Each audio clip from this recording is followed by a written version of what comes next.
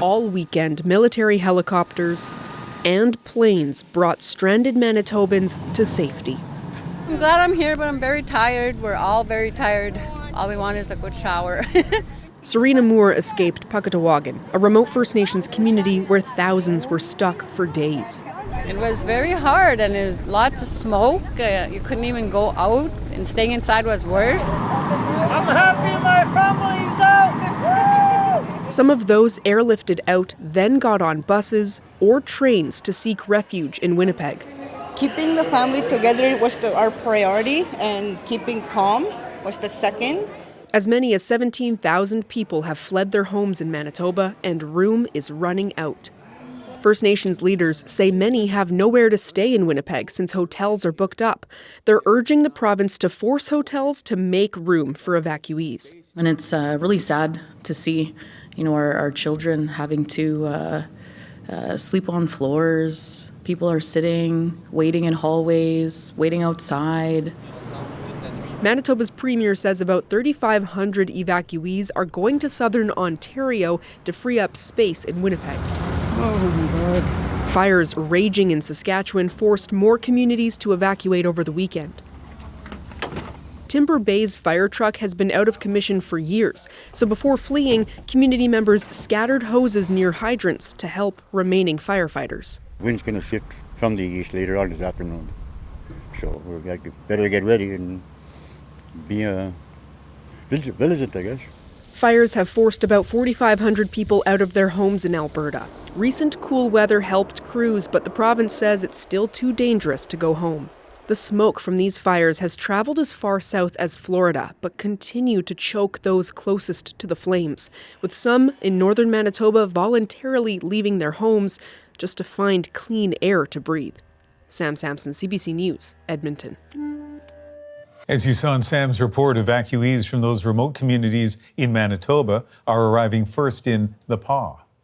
And that's where the CBC's Josh Crabb is. Josh, you're at the airport where evacuees are being brought in on military aircraft.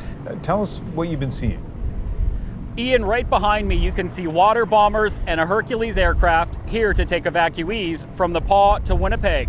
For the past several days, this airport has been a hub of activity with helicopters and airplanes landing with loads of evacuees. It's mainly been the Royal Canadian Air Force, but other agencies are assisting as well.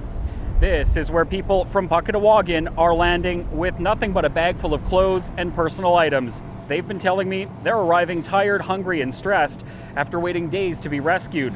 There's tables of food and drinks for them to grab. Then they have to figure out where to go next, some even going as far as southern Ontario because the province is running out of hotel space. Many are being transported to southern Manitoba by train or bus. There's also a large-scale evacuation of Pimachikamak Cree Nation, northeast of where we are. The armed forces is using Hercules aircraft to move people from that community. Meantime, the city of Flin Flon, which is home to 5,000 people and has also been evacuated, is also continuing the firefight. Local officials have said that no structures have been lost, but this wind isn't helping. Ian. Thanks, Josh. Let's move now to Saskatchewan and the hamlet of Wildfire, one of the northern communities facing an evacuation order. And that's where Alexander Silberman is tonight. What are you hearing from evacuees? Ian, I'm hearing a lot of fear and frustration. This road behind me is now closed. At times it was possible to pass through with an escort, but fire has made it too dangerous. Upwards of 8,000 people have now evacuated in Saskatchewan, and they're going through some stressful experiences. There's limited road access in the north, so people are often taking back roads in poor conditions to make it to safety.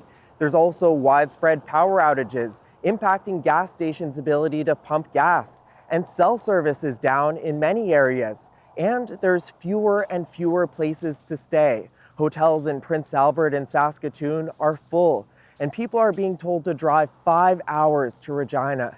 And the province is warning without rain, more people could be forced to leave their homes in the coming days. Ian? Alexander Silberman in Wildfire, Saskatchewan this evening.